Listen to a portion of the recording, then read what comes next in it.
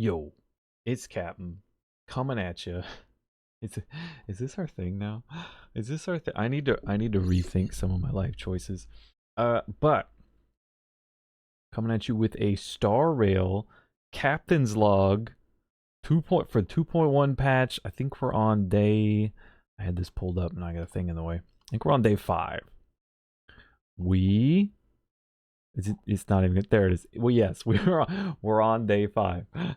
All right, so yes, this is the 5th day that I have played the 2.1 new patch. It's 6 hours of content, which is a long time, but I'm slow. So this is where we are. We left off.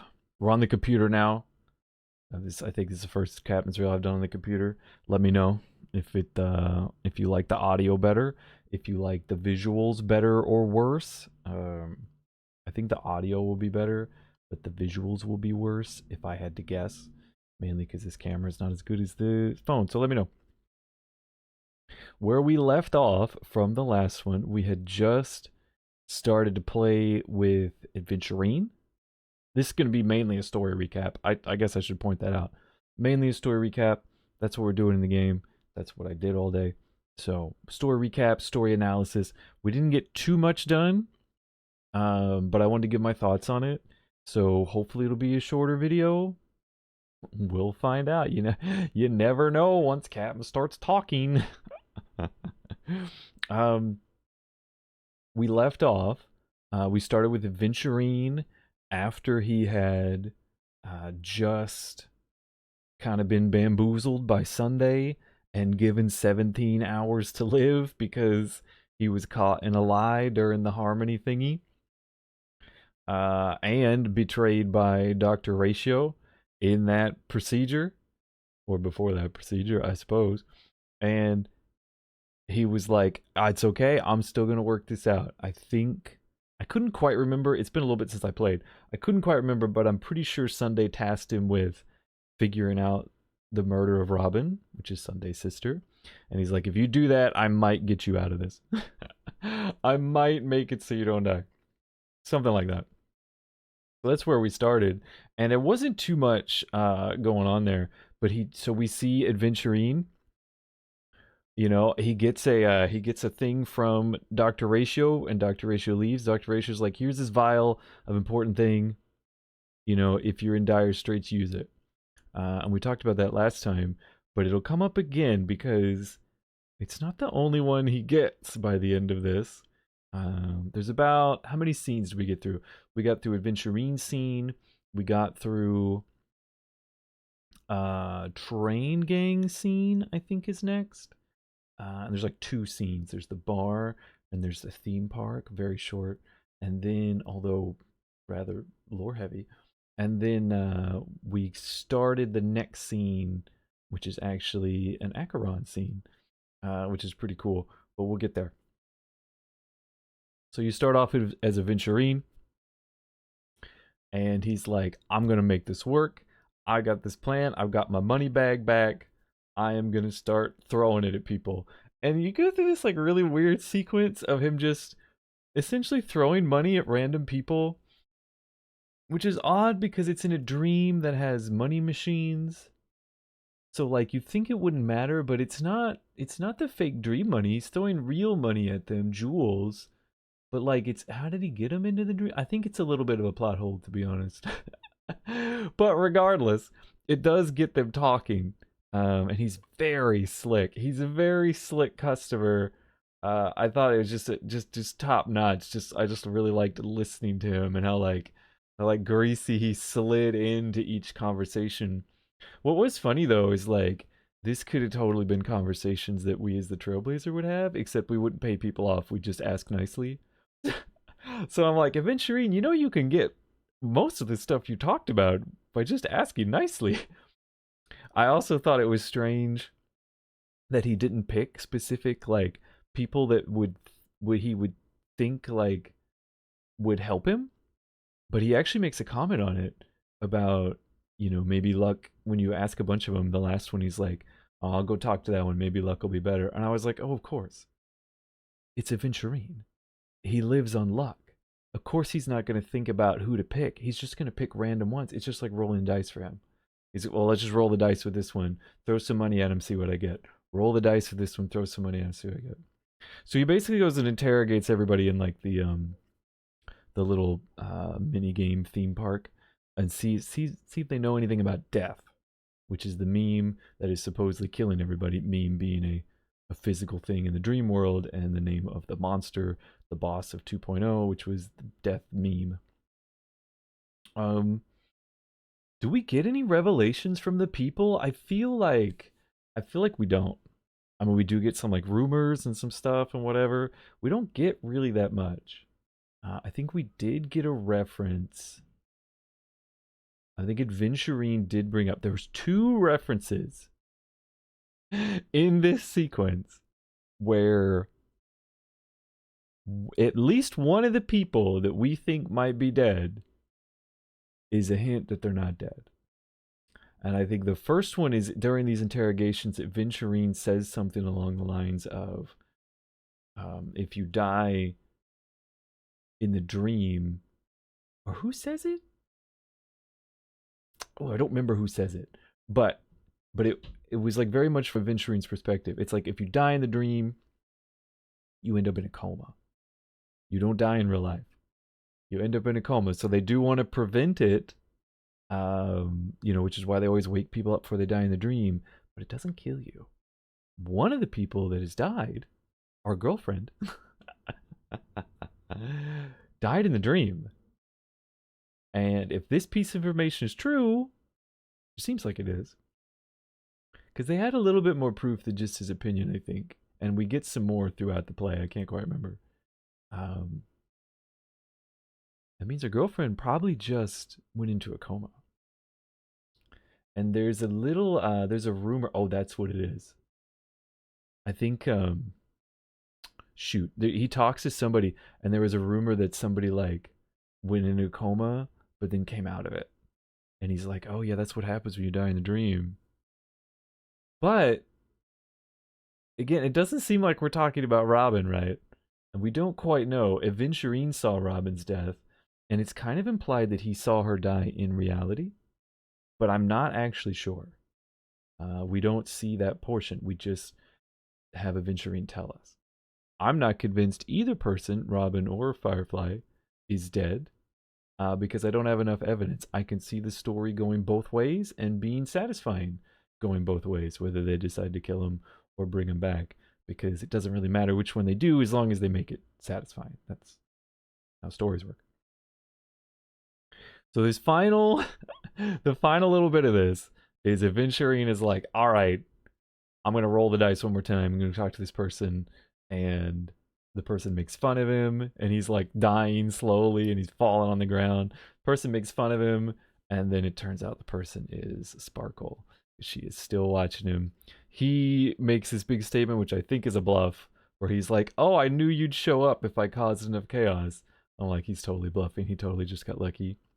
But they have a conversation, and again, this conversation also makes some references to being like, maybe some people who you thought are dead. Because Sparkle's like, I told you to find the mute, not become one yourself. And he's like, what do you mean? And she's like, I told you to find the mute, but you're about to be mute in a few hours because you've gone and got yourself a death sentence. And you're like, what do they mean by mute? I was told in chat that like mute, like people on the internet were like debating like the translation of mute and how maybe there's better words for it or whatever. I don't know. I didn't look. I was told not to look them up. I don't know. I don't see how it could be too crazy, but whatever. So the question is, what does Sparkle mean by mute? Because she said that last time we saw Aventurine and Sparkle together, she gave him a hint that was like, go make friends with the mute. And then she gives a little bit more elaboration. She says there were 2 mutes. One of them's gone and got themselves dead. Right. And you're like, wait a second. Here again, we thought there were 2 people dead, but there's some hints that maybe one of them isn't. At least one of them isn't. There seems to be more hints that one of them is dead, Robin, and there seems to be more hints that one of them isn't dead, Firefly. And I'm like, okay. And then she says again, she tries to like convince Aventurine, like, hey, you should go talk You should go talk. I'm knocking things over. You should go talk to that one that isn't dead. And he's like, you know what? I don't care. I don't care about your tricks. I don't care about your game. I don't care about who's mute, who's not going to be mute. I can do this myself. I'm going to be fine. And then she gives him a button. She's like, you know what? Here you go. Actually, I think she does it right at the beginning. But she gives him a button. She says, this is my mutually assured destruction button. I have one. If any of them gets pressed, everything goes up in smoke. Do I believe her? I have no idea. This girl is crazy. She's like the only person we don't know their motivation. Like everyone's kind of lying, right? But we kind of know their motivations. Aventurine is probably lying through his teeth half the time. However, we know he wants to buy Pinocone. Black Swan was lying a lot, but we know she wants to save Pinocone, right? Acheron is probably lying about a bunch of stuff, but it does seem that she wants to get to the bottom of this mystery. And most everybody wants the Watchmaker's legacy, and that's kind of why they're being so tricksy and lying about it, so they're trying to manipulate things to make that happen. But Sparkle is crazy. She doesn't seem to want anything except to mess with everybody, and that would make sense because her faction, the Masked Fools, do just enjoy some good chaos. So I don't know. I'm most scared of her, to be honest.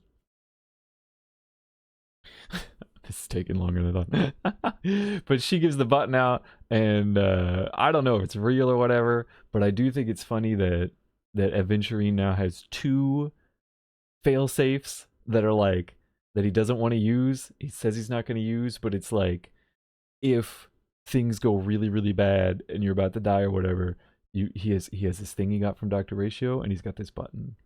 And we keep getting flashbacks of Aventurine's story, and from what they revealed about like a boss of this section, it looks like it's not going to be super great for Aventurine. So I'm expecting like a deep dive into Aventurine, and either he dies at the end of this and we see like his whole life story, or we just hit like some deep heavy moment for him. But I'm expecting them to just put him in dire and dire straits until he has to use these and something goes crazy, right? Like that's a big climax. He's going to use these things and something's going to happen. That's where we leave him. He says, screw you, I'll figure it out. Because in talking to her, he implies that he figured something out. He figured out what he needed to figure out, and he doesn't need her anymore. Did he? I don't know. I don't know what he figured out. But we figured out that maybe people aren't dead, which is fascinating. Then we go. There'll probably be 2 big things I talk about. That was one of them. Then we go to like a weird filler section where we're in a bar with the train gang with Gallagher. Gallagher takes us to a bar and he's like, all right, I told you I was going to tell you some deeper secrets. I didn't want to do it out in the open. And here, this isn't out in the open. This is where we'll do it. This is weirdly not where he tells us the deeper secrets. This is just a strange filler section that I didn't enjoy very much, mainly because it felt like a filler section. I felt like I was wasting my time. And I'm usually not somebody who cares about filler. I enjoy filler. But this was just like shoved in there. It made no sense. And it seemed like it was just there to introduce the event that you can play after this story, which is where you mix drinks at a bar. I think this bar. I did, however, like the introduction of Siobhan. I think that's how you say her name. She was really cool. There was like a little debate on, do you think she's a 3-star or a 4-star? Because she's definitely at least a 3-star. She's an NPC with a unique outfit. But I don't know if they're going to make her playable later, which would make her a 4-star. She's definitely not a 5-star. But I thought was interesting with her, despite just being cool, they even compare her to Serval. She's that kind of cool, like rock star kind of cool. But she has a halo. So far we've only seen Sunday and Robin have halo, and they have the ear wings. So I thought it was like, the Pepeshis are all like tiny people with a palm. I thought maybe like these angel people were like a race of people in Pinocone, and they had halos and earwings. But she just has the halo. So I don't know, I couldn't figure that out. So that was cool. The filler part was when they started just going off about how to make drinks, and I was like, why do I care about this? They started just giving you tutorials on how to make drinks and making this big deal. And then this other lady comes in, Amiki comes in, and she's like, Siobhan, you gotta come back with me. We're destined to perform together. It was so great. Now you're in this bar that nobody cares about, and you have this whole sequence where you like change Amiki's emotions, and they're like, different emotions work with different drinks. However, you don't ever get to serve her a drink, but you have to make her go through all the emotions. And then she finally is just like, you know what, talking with you was great. And essentially they tried to play it as off like you talk to the drunk at the bar and then you help them work through their problems. And she had this whole thing. So it gives you a little bit more backstory into Siobhan, where apparently before she was at this bar, she was a performer with this girl, and this girl just wants to go back to that.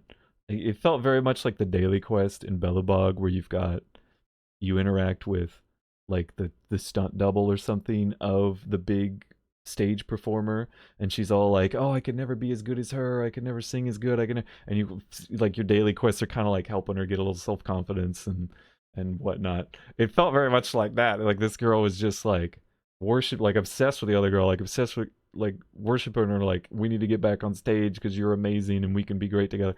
It was wild. Apparently they were part of the Iris family, which is the entertainment family on Pinacone. But again, it was all filler because we made her go away, and then Siobhan was like, "Oh, she left," and then Gallagher was like, "Okay, now I can make you a drink." She made an El Dorado. It was pretty cool. We did the optional things, and we got like the super syrup, and we got the bright future, which was like a little snow globe, because we put the money in the thing, and it was really sweet little story about people living humbly, dreaming about their bright future, getting a nice house and stuff. And so we made it, and we put the coins on it. It was like, you made the El Dorado. It tastes like gold. And I'm like, that's cool. But again, I just felt like this is all just an introduction to the event, which I can't play yet. So like, why are we doing it? Why am I not getting an introduction when I'm doing the event instead of right now when I'm trying to play the story? And I care about the story, and I need to get the story done to even get to the event, and you're wasting my time. It annoyed me. Anyways, then that was over, and Gallagher's like, okay, now we'll go talk. And he takes us to. He drops a huge lore bomb. He tells us. When does he tell it? Does he tell us in the bar?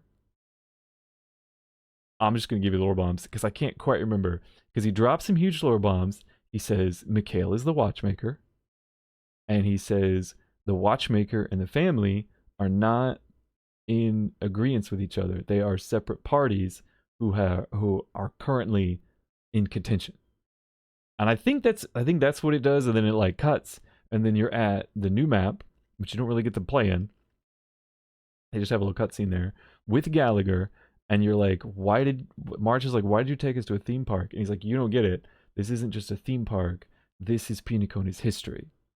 And we're like, what? And then he continues to drop more lore bombs, which was kind of just a super whiplash after the completely random scene we just had, and now there's like this really important high lore dense scene.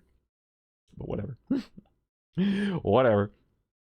And he tells us like the whole backstory to an extent. He tells us that there was the prison colony, there were people that like, it used to be an IPC prison colony, which we knew, and he kind of tells us the transition, a little bit more of it, which has been a mystery so far. And it's like these people wanted out of IPC control, and IPC was having them there mining the memoria that was coming out of the Great Chasm or something, or Mega Void, whatever it was. So this dream stuff has always been here. Okay. The prison colony was about them mining the dream stuff, the memoria, and it was so much, and they had such a long-term effect in it. It was giving them dreams that became shared dreams. They were able to work in each other's dream and see each other and live out like a whole other life in the dream, although it still sucked being a prisoner. So they decided to rise up and break out of this and start their own thing. And he tells us about like Hanu was not just a cartoon character. Hanu was actually Hanune, which was the first guy to like lead the rebellion and break the prisoners out. And so now we have a lore bomb. All those cartoon characters are based on real people. Clockie's based on the watchmaker. Hanu is based on this freedom fighter. We don't know the other ones. Boss Stone presumably is like the IPC member, or a prison guard of some sort. And then I think Clockie has one more friend, and I don't remember who it is, but we didn't hear about him. So that's really interesting. Uh, so then he says that what happened is they broke out, they got rid of their IPC, and then they were having other troubles. They had scarce resources. They were fighting with each other. Just things weren't going because it's like a system. It's not just one planet. Pinaconi's like one planet in the system. You could call it Asdana. So the watchmaker, Mikhail, or they did say that maybe Mikhail was like it was passed down, and I don't think they ever clarified if Mikhail was the original watchmaker or if it was indeed something passed down. But they did throw it out there. Because I don't know. We don't know. Gallagher could be lying. I don't think he is. But what happened is the watchmaker then contacts the family for help. Right? It wasn't the family that fixed the prison colony. They had broken out. Then the watchmaker, noticing there's still problems, contacts the family for help and says, we can make, and with the idea of we can do this dream thing and make a dream planet where people come. The family was like, that's a good deal, and that's where they came together. Okay, and then that's kind of as far as we get there. And then he says, as things go on, he says he knows all this because he was with Mikhail, and he's a child of Mikhail. Now, I don't know if they mean actual children or like the family refers to everybody's family members, that kind of children. But at some point, Gallagher says that the Oak family betrayed Mikhail, the watchmaker, and got him framed for some stuff. And before the watchmaker before Mikhail could clear he like went out to clear his name and like disappeared or something. Maybe he died. I don't know. I've forgotten this part. But the point is, watchmaker was gone and the name wasn't cleared, and the family held Mikhail and his children responsible. And they spent a long time trying to clear his name, figure out what's going on, try to find the actual real culprit, which Gallagher is implying is in the Oak family, which is Sunday's family, Sunday and Robin's family. And they never did. Oh, that's what it was. Mikhail got exiled, and then and then Gallagher was like, at some point I heard that Mikhail finally just died in obscurity. And he's like, that's when I knew that this whole thing was over and the family had like won, and there wasn't any fixing it. And so then he's because he says he betrayed the watchmaker and his legacy because he works for the family, right? He's the head of security. And he's like, that's when I took this job. But I've always, I've never liked it. I still don't appreciate it. And that's why he's sharing the information with us, because he's kind of like lightening his soul. He's kind of like confessing his sins about how he just let this happen. He's going to tell somebody who might be able to do something about it. And then he also tells us the final piece of the puzzle, that somebody in the watchmaker's name is continuing the watchmaker's legacy by fighting against the family, by creating all the bad stuff in the dream. So it's not like the dream. So now we know where the corruption of the dream is. It's because the watchmaker is in contention with the family. The family and the watchmaker had a falling out, potentially due to betrayal because of the Oak family. The Oak members of the family betrayed the watchmaker and framed him for something. So they had a falling out, and people who are continuing and someone who's continuing his legacy is now trying to disrupt the dream and cause problems for the family, either just so they can't profit, or just out of spite, or out of vengeance. Who knows? Gallagher is not sure who it is, and is that all he tells us? I think that's about all he tells us. He's like, now you know the whole thing. Now you know what's going on. I gotta go. And you're just like, what just happened?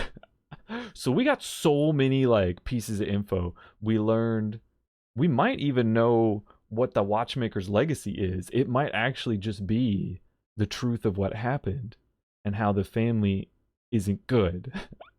But I thought this was fascinating that the watchmaker is not somebody in the family, that the family came to this system, right? They weren't part of the uprising, and they made a deal, and then somebody maybe betrayed somebody, right? And now the dream is destabilizing. Because remember, Acheron said last time when we were talking to Welt that the dream is destabilizing because people wear out and they can't keep the dream going. Well, here we have another piece. Uh, Gallagher's telling us the dream is destabilizing because someone in the watchmaker's name is corrupting it, messing with it. And you're like, okay. Okay. I guess I should bring up, we have heard Mikhail before. It was in the Child's Dream map in 2.0, where we hear someone who sounds a lot like Misha talking to his grandpa, who is Mikhail. And he's like, please don't go, please don't leave me. And Mikhail implies that he has to leave to save this grandchild. Like he has to leave to protect him. And so he goes. And I think there's also some Trailblaze references. Like either Mikhail's part of the Trailblaze or he leaves for the Trailblaze, or who knows. But it was there was a lot of story with Mikhail and a kid, and we saw like in the child's dream, we saw like the animated creatures, we saw the origami birds and whatnot, and I thought maybe the kid was the watchmaker who created all this stuff to keep himself happy after losing his grandpa. But now now there's some more layers there. It seems like maybe the grandpa was the watchmaker and made the dream, and the kid is the one trying to destabilize it. But there's still something with these animations, the birds, and Hanu and Clockie, and like where the Trailblazer can only see them, and they seem to have ties to this kid, and this kid has ties to the original watchmaker. I would not be surprised if the kid is Misha or something, or just the kid, even if it's not Misha, is the one carrying on the watchmaker legacy, and thus is what Gallagher's saying is like the one trying to destabilize things. And that'll be kind of the next piece of the mystery. Who is that? What are they doing? How do we find the truth of the betrayal in the past?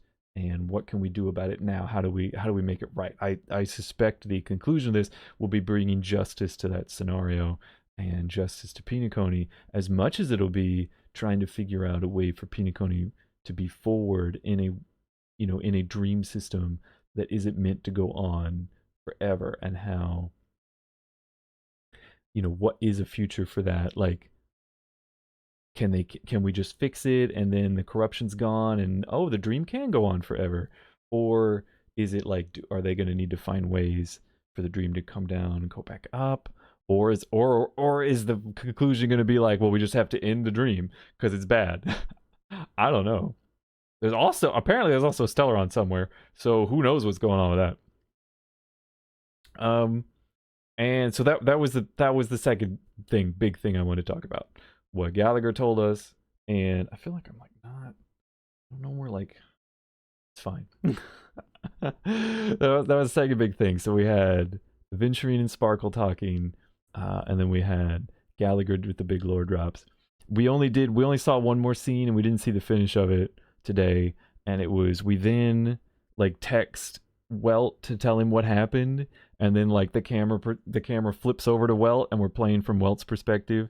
However, we're not playing from Welt's perspective, we're actually playing Acheron's perspective. And just like Aventurine, how you could play as Aventurine, now we're playing as Acheron, and Acheron and Welt are in the in Sunday's mansion, kind of retracing the steps of Aventurine and Dr. Ratio, which is kind of funny because that's where you could first play as him started, and then is where you could first play as Acheron starts in the same place. And so there's like this nice little deja vu kind of thing, cyclical thing.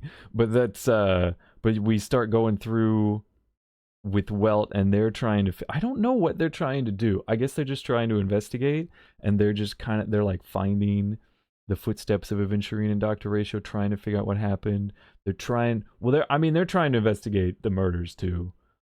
The train gang specifically is trying to figure out what's going on with Firefly. Aventurine specifically is trying to figure out what happened to Robin. But it seems like Acheron, who is now just teamed up with Welt, is also just trying to get to the bottom of everything They seem to be more on the trail of Robin at the moment because they're there, and they were like, "Oh, it seems like all the guards were sent away right before Robin got murdered," and they're like, "That's pretty suspicious." And that's about as far as we got. I haven't seen the end of that scene. We should see the end of that scene tomorrow, and I'll probably make a video on it tomorrow if things go well.